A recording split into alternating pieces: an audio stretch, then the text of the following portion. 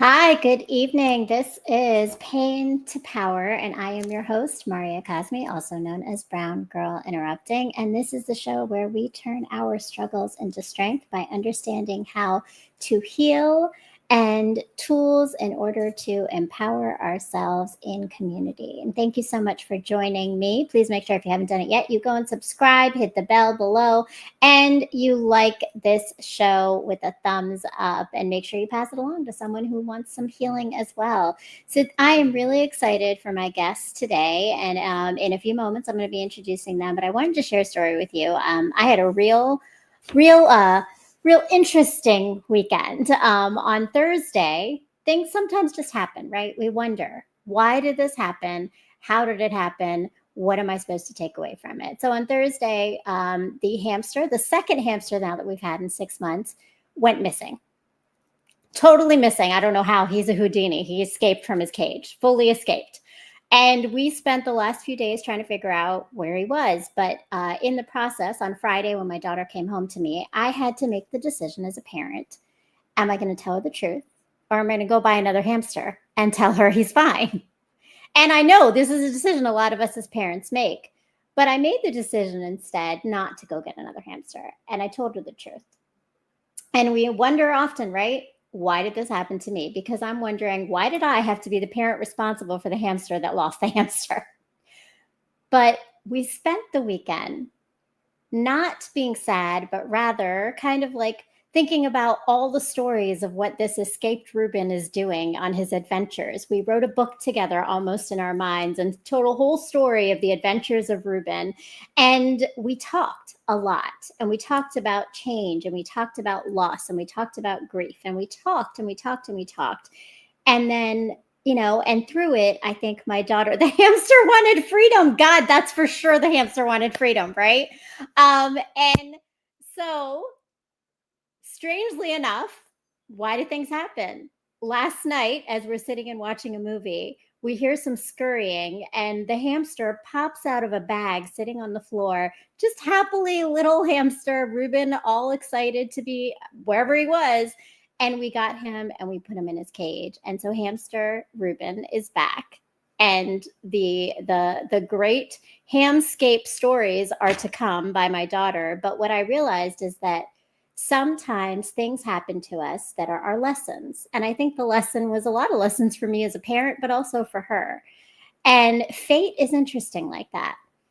Fate also sometimes brings us not just experiences, but people into our lives. And today I am really excited because the two people I'm about to introduce to you really were joined by fate and are coming here to share their story of pain to power, and also their love, and how they have maintained through challenges and life happening the love that exists between the two of them. So please welcome to the stage Christina and Eddie Sledge House, the owners and creators of Sledge House Media, writers and filmmakers, as well as authors, and just an amazing couple who are showing us how fate can bring you the right people, and resilience and work can help you stay together. So thank you so much for being with us tonight.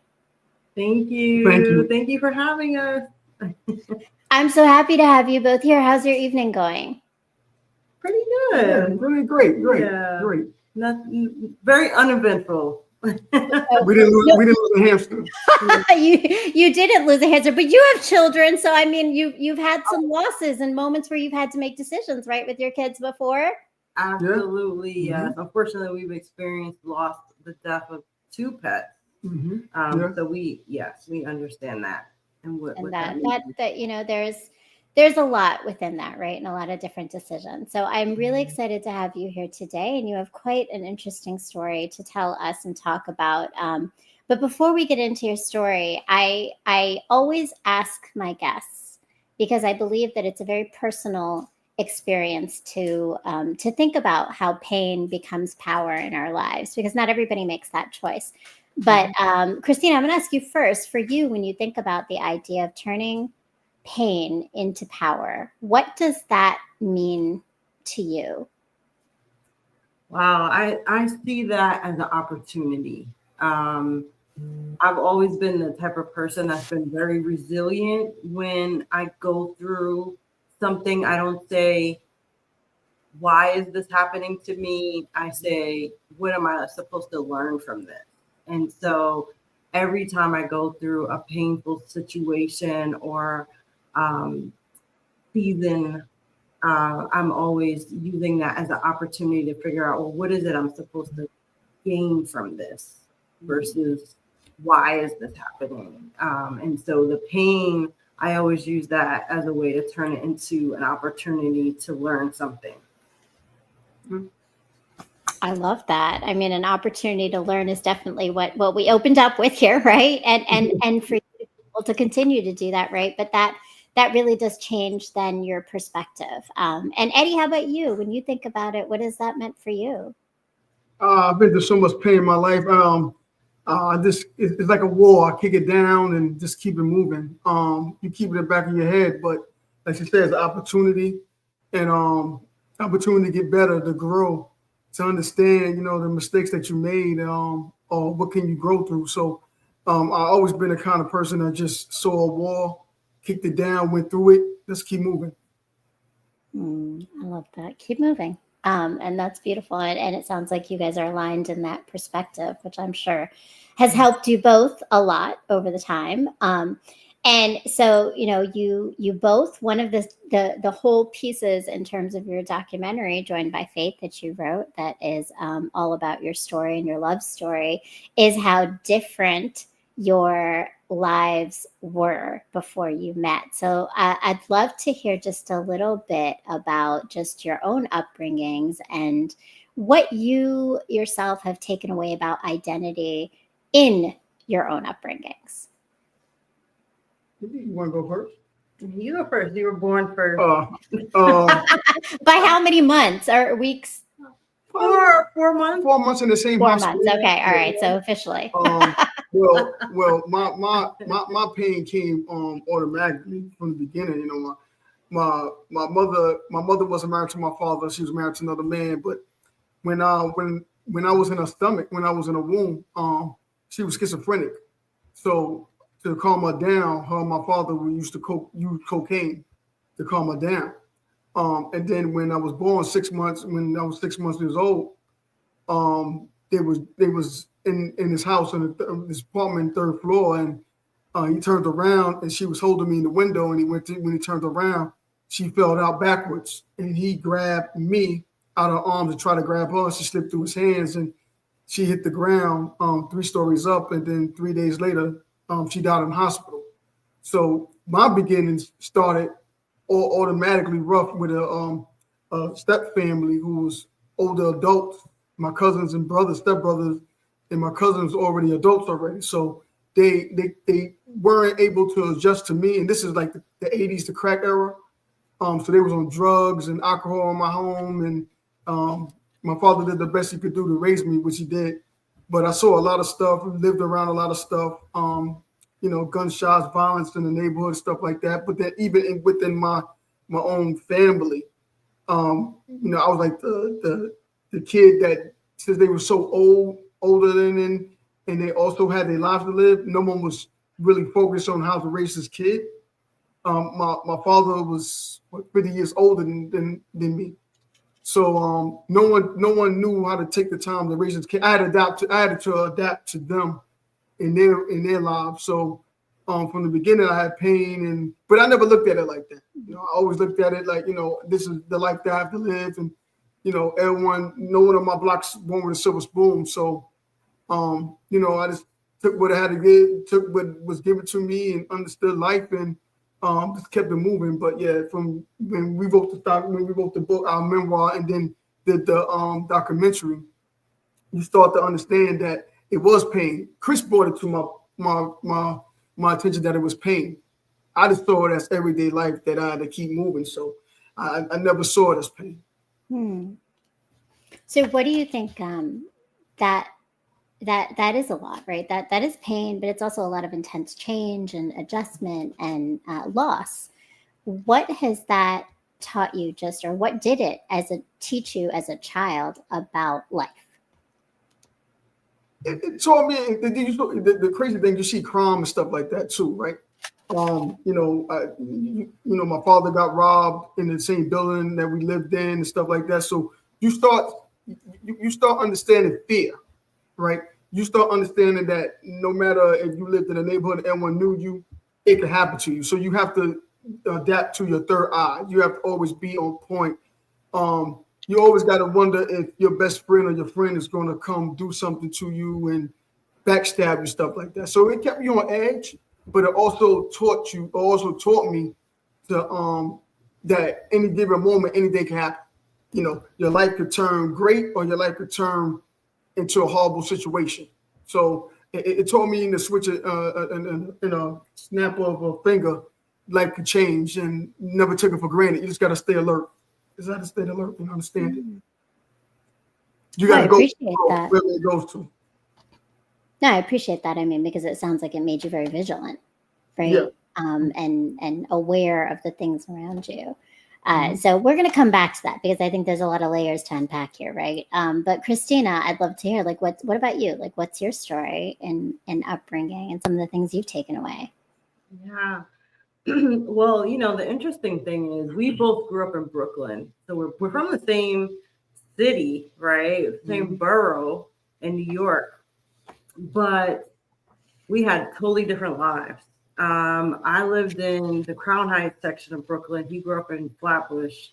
And in my family, I came from a Caribbean family background. My family was from Panama and Barbados. And so they were very much immigrants that came to this country, came to New York City. They were bootstrappers. And so with that, they decided that they would start their own businesses. And they owned real estate. And so with that, they bought brownstones, and then they were able to pass that down to my great grandmother, which then became the mother of my grandmother. And we had family all throughout Brooklyn, but we were very fortunate to have a family home in the Hamptons. And back then that was unheard of for people of color to be able to do something like that. And so I had privilege in that respect. I went to cotillions and was a debutante and that sort of thing. And so I grew up around that. But I also saw the side that Eddie saw, where in the environment I grew up in, there was the crack epidemic happening. But I always had this village around me that kind of encapsulated us from that. So we always had 5 generations in my mother's side of the family. So I always had my mother, my grandmother, my great grandmother available to us at all times. Godparents, the neighbors, were the village. And so we always had positive experiences, even though we had a rough environment we were living in. So I always had optimism around me, and that the message was I could do anything and be anything. And education was my ticket to success. Wow. So very different upbringings, right? But you even talk about, even just the difference of being a daughter of immigrants versus not, right? Like having family established here in the U.S. for so long, right? That's a very different experience right then and there. And it sounds like obviously you had a lot of community and connection, and that was really important to your upbringing. So for you, what do you think some of your biggest takeaways have been in how that has given you the ability to kind of navigate your own life now? Well, it definitely, again, I think it goes back to that resilience, like just learning from the immigrant experience, the upbringing, the struggle, starting from nothing, and having to build something up, having that fortitude, having that dedication, determination. So I just always had that instilled in me. So that's what I draw upon when a challenge is presented to me in life. And so for me, I don't feel like there's anything that's impossible. It's just trying to figure out, well, how can I do this? Well, maybe it's not this path, but what is the path? So I don't see a roadblock. I just see a detour. And in contrast to that, my father was born in the South. So when he was 14 in Tennessee, he saw a lynching in back of his home. And he immediately just the next day he just left on his own. So he just left from Tennessee and found his way up to New York City. And then when he run into people that he met, he had to learn how to become a man because he was 14 when he left on his own. So he had to depend on other men and other people in the city to teach him how to become a man. And he grew up with that diligence, like you said, that I had. So that's kind of in my blood. Like that's what he taught me to watch out for because imagine the ups and downs that he went through before he had me at 50 years old. So from 14 to 50, he had to learn a lot and had to depend on people and saw a lot of backstabbing. That's how he instilled in me to watch my back. So yes, definitely a big contrast to our upbringing. Well, and that's really different, right? It's like almost this individual perspective of like striving and fighting and doing for yourself because that is who you rely on. And then that connection to collective community and that upbringing, like that importance of it. So when you two got together, right? So you met in Canarsie was the space, right? That's very, like, I imagine your personalities and the way you navigate life was different. How did that meld together in your just way of just meeting each other? You're teenagers, right? How did teenagers navigate that? Or was it harder was it easier in teenage years and harder maybe when you got older? I have so many questions now. I'm curious. Like, I'll let her start it and then I'll start because I'll end it because I'll talk forever about it. Actually, that's a great question. Mm-hmm. I think it was easier when we were teenagers because we were bright-eyed and bushy-tailed and just very eager. At that age, you don't have much fear, I don't think, because you're still young. You think you can do everything. Mm-hmm. So for us, I think we were just more intrigued by the other because we were so different. And I think in our case, opposites attract. It's true. Mm-hmm. He was in that time, the 90s, he was considered what you call roughneck, back then. So, he was kind of like a hoodlum, mm-hmm. So to speak. And, I'm not necessarily should have been with someone like him, but he was so charming, and he was just very a gentleman. He was a protector, and I think he learned that from being around his father and older men and learning that I need to be this protector to the woman that I care about, that I love. I want to make sure she's okay. He would walk me to my class, walk me to anywhere I needed to go, walk me to the train. When I was dating someone else, he would come pick me up from work at 11 p.m. midnight. He didn't care that I was with someone else. So, and that was what I think attracted me to him. And he didn't have money, but he thought money was what I wanted. But it wasn't that. It was just, I think for me, it was just, I wanted true love. I wanted security. And that's what he offered. And that's what kind of attracted me to him. But I think it was easier to answer your question. I think it was easier when we were younger, but as we got older, we started to see those differences and how our upbringing impacted us. And we talk about it in our book, but and then I'll leave that to the people we like I tell people to this day, I never met anyone like Chris. Right, never met anyone like Chris. Right. When I was doing my thing in the streets, I was just out there. Right. So when I finally meet someone like Chris, who's not taking the bull crap or not a hood rat or is not that kind of girl in the street that I'm used to growing up in the projects. It's like, wow, this is great. She asked me out in high school. She had a friend ask me out, and then I was like, okay, I'll do it. But then, we exchanged numbers and I talked to her on the phone. And then the very next day, I've been chasing her every day. Like even in my dreams now, we broke up because I broke up with her in high school. So even though I'm dreaming about it and I break up with her, I'm still chasing her in my dreams to this day. and we've been married 25 years, so knew each other over 30. So, yeah, it just, you know, it was fate for her to ask her friend to ask me out because it was great timing. But yeah, she's even to this day, she's different than anyone I ever knew. So I've been riding with her ever since. And that's awesome. I mean, it's beautiful and it's awesome, and I love that. And I think, Chris, what you said about like what you were looking for is so different sometimes than teenage years. So that in and of itself, right? You both seem like really your upbringings in different ways, though, really made you stand out in a different way of maturity and what you wanted from the people you were choosing, right, in life, which is awesome. And I see our chat blowing up, so I just want to honor it a little bit. I saw some conversation happening over there. Hi, No Holdbacks TV. Tasha's with us, one of our Ranters Union fams. Welcome. And that is beautiful, right? Geologic and friends, thank you so much for tuning in. Yes, absolutely, right? So, you know, you said it, you talked about true love, Christina, right? So tell me a little bit about it. So I know that your book was obviously about joining in fate and the fact that you believe this was all fate. But before you met each other, did you believe in fate? Did you believe in love? Or did it evolve as you met it, like in this?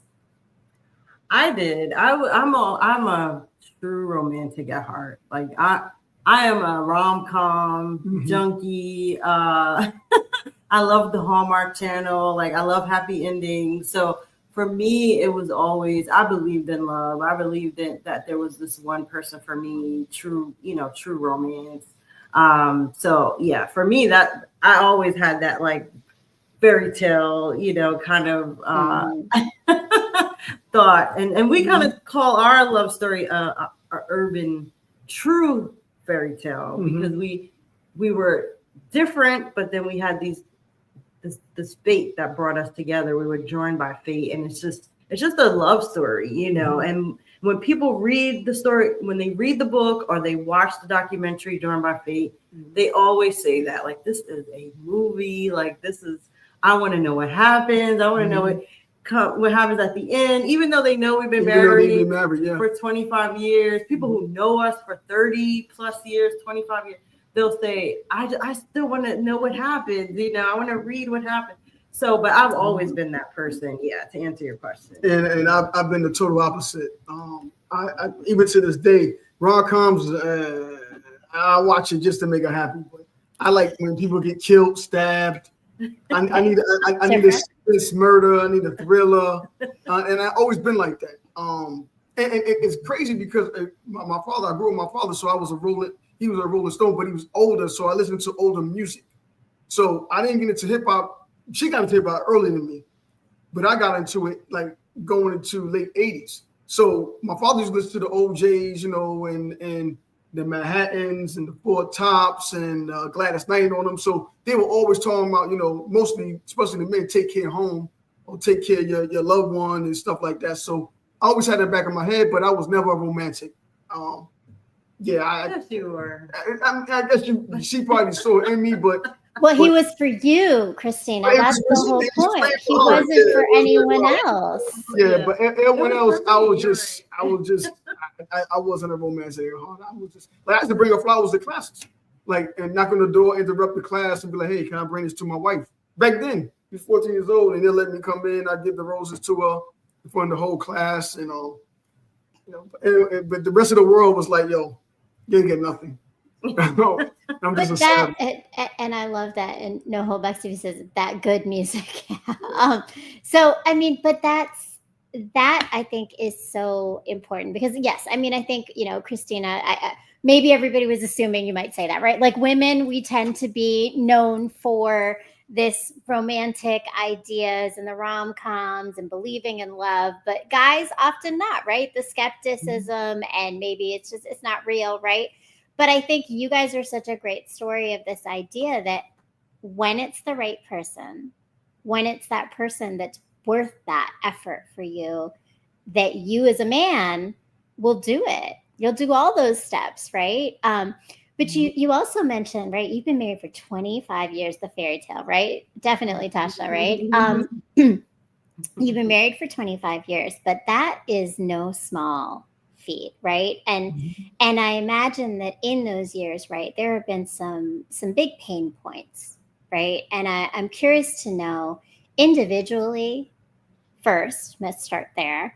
What are some major moments that you had to work through yourself personally in order to be present in this connection with each other? Well, I lost both my parents. I lost my real mother when I was 6 months old, my stepmother when I was 14, and my father when I was just married, a year after marriage. So 21. When I was 21, 22. yeah, like a year after we were married. But he always loved Christina anyway. But every time I went through pain during marriage, I didn't have to go through it by myself because I had her. So I don't know how to explain or even recognize pain without this woman somehow in my life. Even when I was 14, my mother died. So I never had, especially when married, I never had to go through that by myself when it comes to pain. Yeah. Well, it's beautiful. Yeah. That says a lot. Wow. How about for you, Christina? Like, are there things that you feel like you've understood about yourself through some pain moments in your own life? Yeah, I mean, this is covered in our book, right? Our memoir, The Story of Christina and I, and then our film, Joined by Fate. I talk about, there was a dark moment where I was in a relationship before me, because Eddie and I, we were high school sweethearts, right? We broke up for about 4 years. But we saw each other off and on. Yeah. And I went to Temple University in Philly for my undergrad degree. And during that time, that 4 years that we were apart, I was with someone else. I was dating someone else. That relationship ended in a terrible breakup. It was just tumultuous. And during that time, it was just really painful and rough. And I lost myself in that relationship. I lost my confidence. I lost everything about just feeling like a confident woman. And so I prayed on it because I was in such a low point of depression that I prayed to God and I said, God, please send me the man I'm supposed to be with. Just send me the person. I didn't ask. I didn't have a criteria. I didn't have a list. I didn't have a checklist. I didn't say, make sure he has this, and that. I just said, please just give me the person I'm supposed to be with. And lo and behold, 3 minutes later, I get off my knees. I was on my knees praying. I get off my knees. The phone rings. It's my mother. She's telling me that Eddie is in Brooklyn. I was going to Brooklyn for Christmas break. He was there. And she was like, Eddie's here. Like, we hadn't talked. It was maybe about a year. I hadn't spoke with him. We saw each other once in a while, off and on, at numerous places that we didn't even know we was going to be at. Right. And so, but it was through that process, that pain point that I was going through with that relationship, that I realized what I wanted in a man and what I needed in myself. During that breakup time with the other guy, I had to learn how to live by myself. I had to learn that I didn't need someone, but it's almost like I had to break myself down to build myself back up to that confidence, to where I needed to be ready to receive the person I was supposed to be with. And I guess that process was when God answered my prayer in 3 days. And then 2 days after that, he proposed to me. Yeah. And I had to accept because God answered my prayer in that moment. So, right. Wow. So, I mean, and I mean, 3 days later. So Eddie, what about like for you, what made you know that 3 days later, like that was it? Like what was that moment for you? All right. So when we was in high school, she had a friend ask me out. Right. And I'm like, why don't your friend come over and ask me out herself? So I'm thinking she's shy. You know, she was shy to ask me out. So the day that I did come, I shouldn't have been in Brooklyn. I was in the Army, but they gave me leave, and I shouldn't have even been in New York at the time. I should have been still in the Army because I messed up And they was like, well, they're taking away my leave. But then my first sergeant come in my room that weekend and was like, hey, I'm letting you go spend time with your family. So I shouldn't have even been in New York at that moment. So when I'm in New York, we got a connection, a brother that is deceased now, we was connected with. So no matter what happened to us, I'm in the Army, she's there, I always was connected to her brother. He's younger, but you know, I knew a family when he was like 14 years old, when they was like 10. So when I come back to Brooklyn, I go pick him up and I go see her. And I didn't even know she was there. Right? She come out the back room and I'm back in love again. But I knew it wasn't. But I knew we wasn't gonna get married or anything like that. It was just that I'm happy to see her. I didn't know she was there. Mm-hmm. So now, I got a car and I got jewelry now. You know, I'm looking good. I'm like, look, you know, I always look good, but I'm saying, I thought I was, in your mind, you're at that next level, right? This next level, I'm like, let's go out. It's winter. It's cold. I'm like, well, I got a car. Let's go out to a date. You know, nothing more than that. And we couldn't think of anywhere to go. So where we went was back to my father's house, which is in the project. So it was like a project date.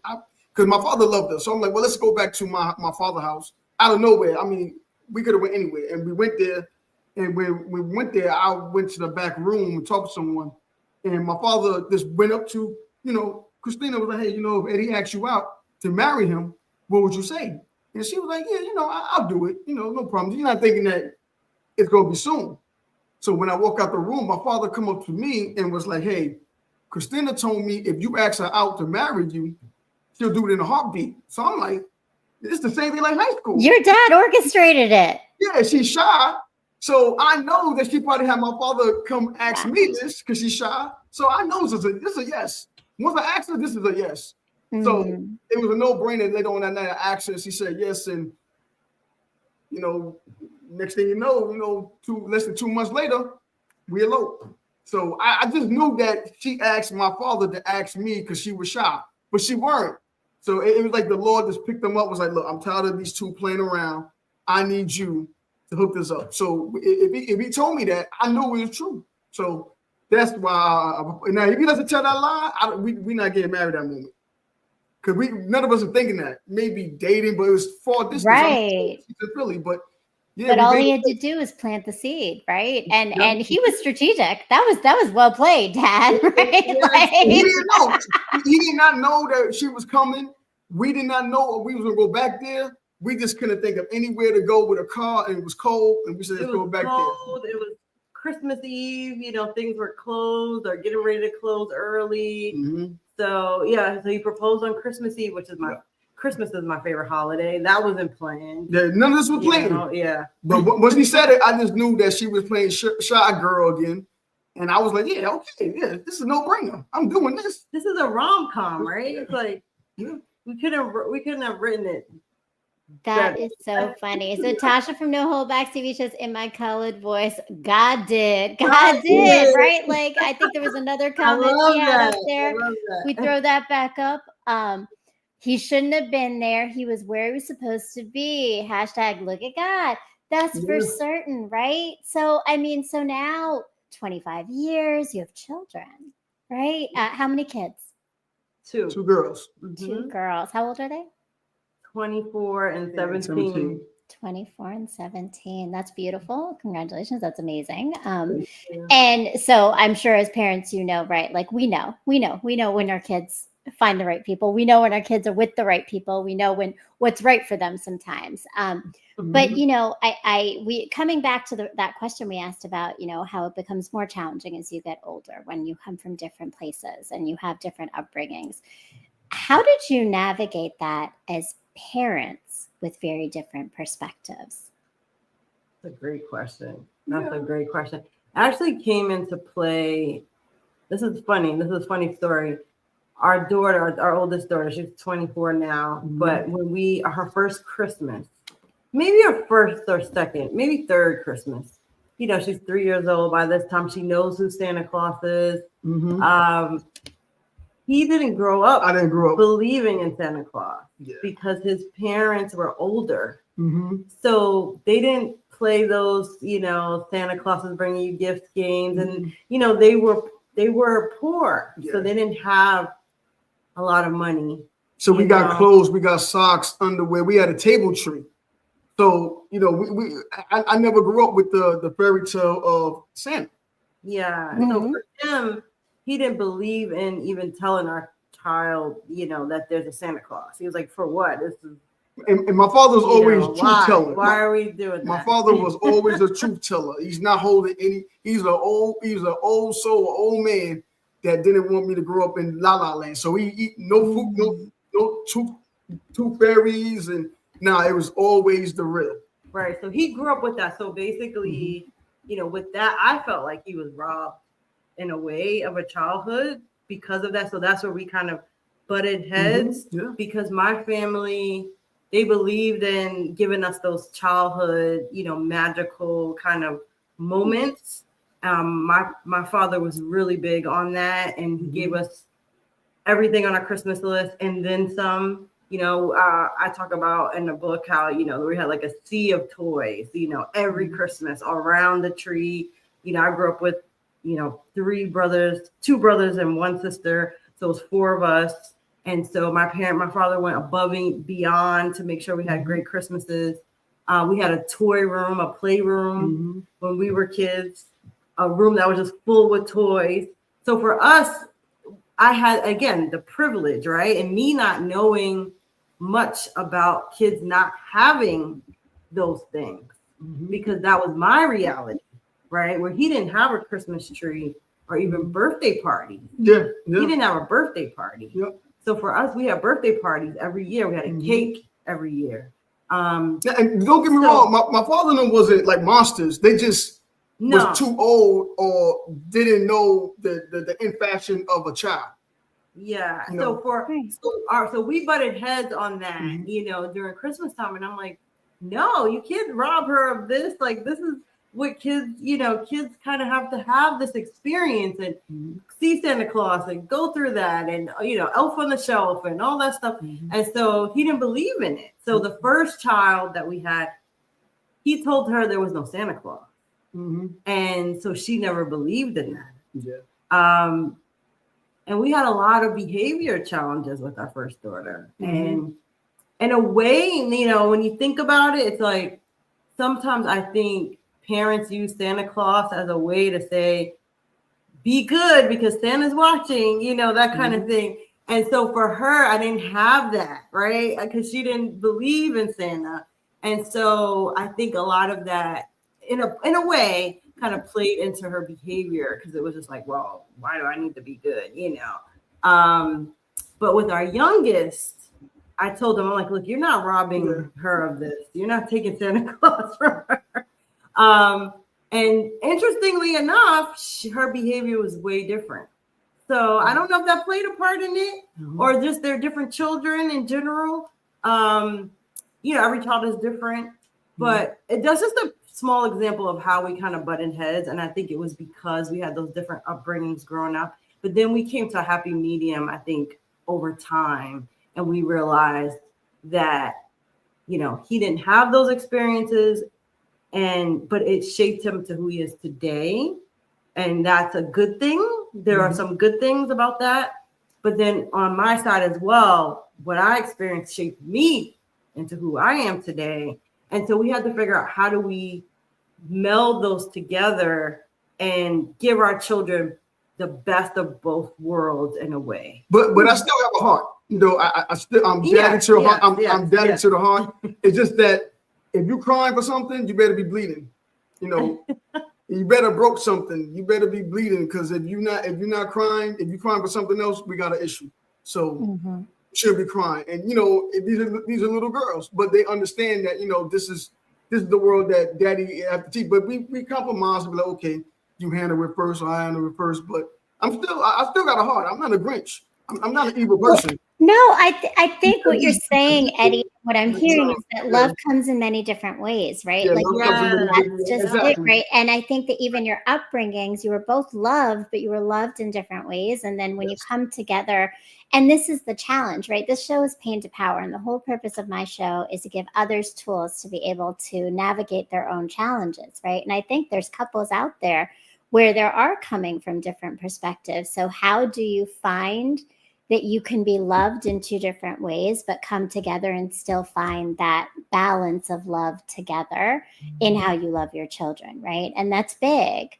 And No Holdbacks TV says everyone has a different love language for certain, right? Exactly. So, and Josh says both approaches are fine, and the balance is even better, obviously, right? And agreed, right? And I think like you have to maintain both of you in the relationship, and that's a thing. Like how do you do that? How do you continue to have yourselves as whole people and have each other and like as a partnership? What do you think are some of the things that you're able to do to maintain that? I think what we learned is that we respect, over the 25 years, we respect and understand, especially after writing a memoir, because when you write a memoir, you really are diving deep into those experiences, those really key moments in your life that have impacted and changed you. And when we read each other's side of the memoir, because it's from 2 points of view, my side and his side, over the years, we learned and respected each other's point of view more because we were able to dive deep into that. And I think that gave us an appreciation for our points of view, and it gave me I know for me, it definitely gave me a much bigger respect for understanding who he is because of how he was raised and those moments that really impacted and changed him and impacted him. And it helped me understand, oh, okay, that's why you think of things this way, or that's why you approach things this way. It was like an aha moment. And it just made me feel like, oh, I get it now. I get it. I get you more now. And so I think that's what helped us writing that memoir. It was during our 20th year by the time we published it. And for us, I think that brought us closer because we realized we both are individuals, and that's perfectly fine. And that we have those individual points of view, and we're both unique. And so it helped us gain more appreciation for each other. At least that was my perspective. See, and it's crazy. The more we talk to you off camera and on camera, the more we see the contrast between us, right? All through the years, and it's crazy. But we when it comes to that, we're two total opposite people, right? And when we get into this space, we understand each other so much that we're like, okay, we can compromise without killing each other. We can compromise without, kicking each other out. Like we have rules where no matter how mad we are, we're sleeping in the same bed, right? We're not sleeping on the couch. We're not going out, not coming home, right? These are rules, when it comes to our children, we have a Berlin Wall. We talk about stuff, but if it's one crack in that Berlin Wall, it can come down. So we try to avoid the cracks, we're so different. Like I'm outspoken, right? Like just like my father. Like I can meet you. I can stand behind you in the McDonald's line. And we start talking. She not able to do that, right? But it's the beauty of it. I think I'm over the years you rubbed off more on Yeah, me. that's the beauty. So when we wrote this memoir, she didn't want to do it. She was like, "Nah, I'm more private." Me, I'm like, if you ask me a question, I'll tell you the world. I don't have a problem with it. So we always been two different people, but our love for each other is like, no matter what it is, we can work together, compromise, and knock it out, keep it going. She believes it. The thing is, she believes in me, and I believe in her. And we both have different qualities that we believe that you can help me get here, and I can help you get here. So we don't have any, even with our business and before the business, we always had a relationship where it's like, if you got to take the driver's seat, I'm glad to be the passenger because I know it's for both of us. There's no egos. There's never been an ego with us. So if I'm in the passenger seat going to get my degree, driver's seat, then you happily in the passenger seat, like I'll ride with you. And it's the same thing. So we always been like that. So even before business, we always knew that love is, we here for a reason, and love has always been here. So we learn so much from each other to be so different from each other, but we know we're here for a purpose and we're here to love each other. I love that. And Hoback TV says compromising is the key, and also teaches the children how important that is for certain, right? And you said, and tell them Jesus Claus is coming to town. Yes, child, Logic and friends. No, Hoback says Logic, not Jesus Claus. Okay, so I love all of this, and this is really important. And I think that what you're saying is that there's respect, there's belief, there's like this empathy for one another in your stories, and those are all really important. But I want to get to the nitty gritty a little bit, okay? Okay. In the moments where you are uncomfortable, where you are feeling upset, where you have moments where you have to address each other, and there's going to be discomfort. How do you each get through that? What grounds you with each other in your conversations to move through those discomfort moments? That's a good question. I mean, we don't kill it. I think we learned over the years to take a deep breath and then say, "Hey, what's going on?" Right? We all get these bumps in the road. We all gotta. Sometimes you can't put it on the back burner, and that's one thing we don't put on the back burner. We take it on right there. It gets emotionally heated like what sometimes, but we know we here to correct this, right? We know we gotta correct this somehow. So that's the common ground. Like, okay, we can argue, we can bigger. How we fixing this? And we find a compromise to fix it. And like I said, we can stay mad all day, but I'm not sleeping on no couch. You're not sleeping on no couch. I turn around in the morning. Hello.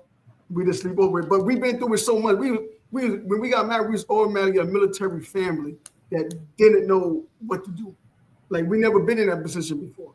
So from day one, I tell you a time that changed it, right? So one time she was pregnant, our first year. She was pregnant, and it was late at night, and I just came home from the Army. I'm dead tired, right? Now, we had a refrigerator full of food, right? But since she's pregnant, she had the cravings for grapes, right? So I come home, it's like 7:30, I'm tired. And she's like, "Hey, can I get some grapes? I want to go get some grapes." And I'm like, "I'm not going back out there, man. I'm too tired. You got a refrigerator full of food." She said, "Fine," right? But she told her mother, and her parents know me from when I was 14 years old. Her parents know me. So she told her mother, and then 2 days later, I'm hearing that I'm starving my wife. I'm starving my wife. So right at that moment, we knew that we got to keep things in-house and work it out ourselves. There's no one else on this journey because this is our journey. That was the first year. So Christina, tell me, in that moment, though, for you, what was it that was going? You didn't think you were being starved, but what were you feeling in that moment? I think it was I was feeling, I think, like I was being deprived of something. I think it goes back to that rom-com fairy tale, kind of thinking where I thought, okay, well, I'm pregnant. In the movies and TV, when you're pregnant, you're craving something, the husband's supposed to go out and get it no matter what time of night or day. And so in my mind, having that thinking, I was like, well, he's going to go do it, and because he didn't go do it, I was like, whoa, this is disrupting, my expectations. And so I complained, about it to my mother because I was like, oh, whoa, I wasn't expecting him to do that, But then I realized that actually caused a little upheaval in our relationship because I'm bringing someone else into our problem that we could have resolved on our own, right? It wasn't a big deal. But at that moment was when I learned, and he learned, we both learned, like, listen, we have to work. We're in this together. We have to work this out. But like, to answer your question, I was feeling deprived, like, whoa, how are you doing that to me? But this goes back to like your upbringings being so different and I think like the whole idea is that like, it's like it's the nuanced small moments where you realize differences. It's not always the big things. It's those like tiny things that like you're expecting this, you see the rom-coms, this is the narrative, this is the story. And Eddie, you're expecting this different thing. And And it's that clash, right? But you seem like both of you have the tools and the grounding and that foundation of what you want to happen, and that no matter what happens, you're going to keep working through it. And that's huge. And I think that's great for tools for others to learn from, hopefully. But all of this has also led you to Sledge House Media. And I want to come back to that in just a moment. We're going to talk about Sledge House Media. And I want to know more about what you're doing, what you've created with it. But we're taking a quick commercial break because I also have been doing some work, and I've developed courses that are called Empowerment Unlocked. And you're going to see a commercial real quick for Empowerment Unlocked, which is really 5 courses to help you come home to self by recognizing patterns and behaviors that are harming you and creating barriers for you in your relationships with others, similar to, I think, what we're talking about here, and how we can unpack through our understanding of socialization and ourselves to come home to ourselves. So please watch this video on Empowerment Unlocked and make sure that you are signing up for those courses. They go live. We are selling tickets starting on Tuesday. Are you feeling lost in life, in yourself? You're not alone. Empowerment Unlocked will help you discover who you truly are. Start your journey today. Link in bio.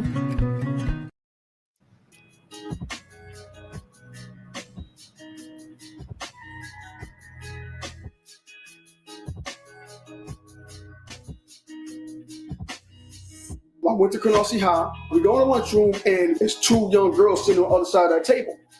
One is Christina. But at the time, I'm chasing this girl that she doesn't know, a friend. I was a little nervous, so I had one of my friends just kind of play that matchmaker, go over, ask him if he liked me. Chris is a different woman. You know, she is different from any woman I ever met.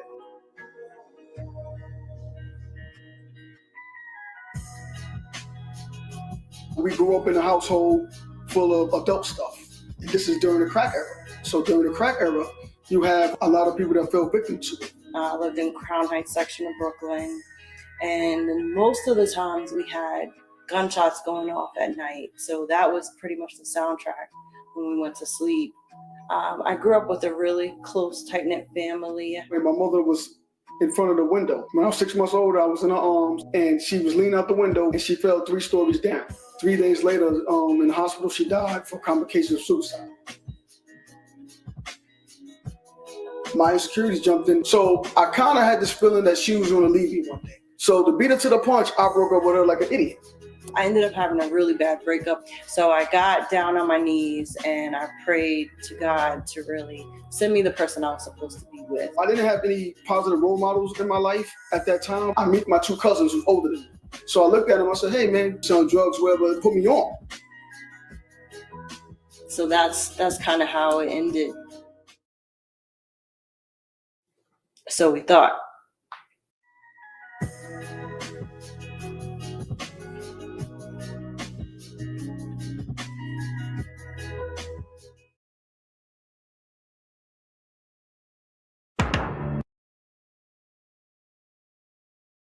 So we got a chance to see a little bit of Joined by Fate and the some clips from there, but we also know that that's all under Sledge House Media. So tell me how, from this love story and marriage of 25 years, you also created really this empire. I mean, do you see it as an empire? I feel like it's a little bit of an empire. You're building a lot of things. You got merch, you got filmmaking, you've got writing, you know, so in your empire building, where did it begin where you now created Sledge House Media? Well, it started in 2021. We wrote our memoir, The Story of Christina and I. We started that as our first book that we self-published under Sledge House Media. Mm-hmm. And we started it as a publishing company. And then we realized when people started reading the book, they said, you know, this has got to be a movie. You have to turn this into a movie. And so we wrote a screenplay. And I went back to school. I went to NYU for film and TV production. And I said, you know what, we're going to make a short film about our memoir. And we're going to start from there. And we're going to turn it into a feature film. We wrote a screenplay for it and everything. So I said, you know what, we're going to turn this into a multi-platform entertainment company instead. And so from there, basically a year and a half later, We produced Joined by Fate. We put it on the film festival circuit. It won 4 awards for Best Documentary Short Film. We were in several film festivals for official selections, and it was just like, whoa, people were receiving it so well. And then from there, we started doing more projects. We did audio projects.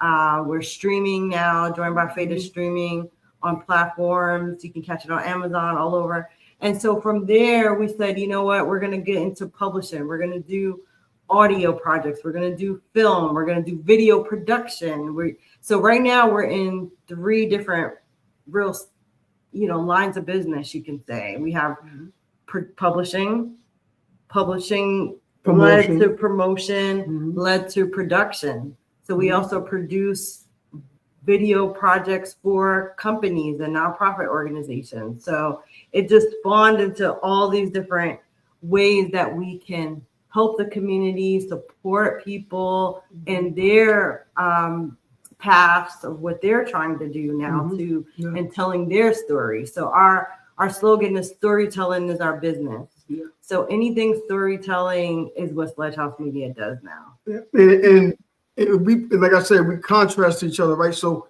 we didn't know until we started this, but I always been a storyteller. Like I said, I could see you on the street and we start talking. She always been project manager.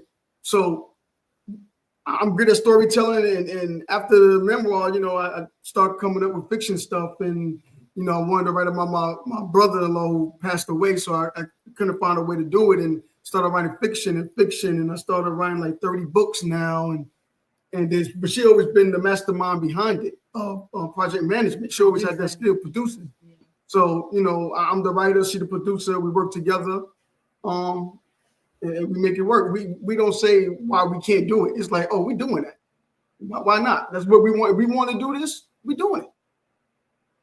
I love that. I mean, and it sounds like you find the balance not only in family and marriage, but also in business, which is beautiful, right? And bringing, again, your individual perspectives and skills into it. That's a beautiful thing.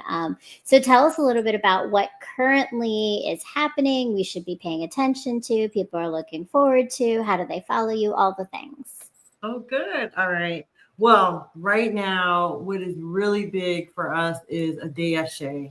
That is our children's book, and it is based off of Eddie's true story. Yeah. He went to Shea Stadium when he was 9 years old by himself using a free ticket from a Frosted Flakes cereal box, took that ticket, cashed in bottles in the Brooklyn bodega, and got enough money to get on the subway. Back then, there were tokens you had to use, or anyone from New York. And so he took that, went to Shea Stadium. And when he wrote about that in the memoir, I had no idea. Yeah, it was the back of my head. Right. Yeah. And 9 years old, this man did that by himself with true determination and grit. So it just inspired me. I said, we need to make this into a children's book. We have to kind of actually, Victoria is a really good friend of ours. Victoria Stacosta, he said, you know what, that's kind of like a Rome Alone story, like a Home Alone, Rome Alone story. And so we said, yeah, you know what, let's make it into a children's book. So we call it A Day at Shea, and we turned it into a girl. And right now it's big for us because we have turned it into an audio book. We have a coloring book. It's going to be translated into Spanish. And we have a big event with the Mets on May 24th at 6 p.m. at Citi Field, full circle moment. We're having a home play ceremony honoring both of us for our work with children's literacy. And Eddie is going to be honored with Veteran of the Game. So it's like a full circle moment. So that's right now is A Day at Shea. You can catch the book. You can get that on our website on sledgehousemedia.com. You can go to anywhere books are sold, Amazon, Barnes & Noble. You can go to our merch site, sledgehouse.mediastore.com. We have merch for it. You can go to the game. So that's big for us right now. And we're also coming out with another children's book called Joy on the Radio, and that's coming out soon. So that's a big one. So stay tuned for that. So you can follow us on Sledge House Media on all of our platforms. Also on our website, sledgehousemedia.com, and our merch site, sledgehousemediastore.com. And all of those are linked below. So you have all the information to be able to connect with Eddie and Christina and learn more about. And if you're in New York, yes, go check out on May 24th the day a day at Shea and your special ceremony. And that's amazing. I see Better Minds Evolving. Welcome, Trini. Says beautiful concept. Absolutely. And I love that coloring book, having it translated. Dialogic and Friends says love that. Beautiful things. And I mean, again, you're just like building and building and building. And that's a wonderful, wonderful thing. So we are going to be closing out now. Thank you so much for your time. But before we do, final words about pain to power in relationships. What are your thoughts of just what we need to walk away with to think about as tools as couples or maybe single people who are looking to be as a couple and need some tips on just how do you make it last? How do you make it work? One thing, if you want to avoid pain the best way you can, don't turn red flags into burgundy flags. Right? Ooh, tell me if more. If you know it's a red flag and you know it's a red flag, don't deny it and turn it burgundy and be like, I can make it better, or it's not a red flag. If it's a red flag, I mean, it's up to you to go that route. But if you know it's a red flag, it's a red. We watch TV, you know, like 90 Day Fiance and know people too. You know, and you sit there like, that's a red flag, and you know it's a red flag. Don't make it burgundy, because that's going to save you a lot of pain.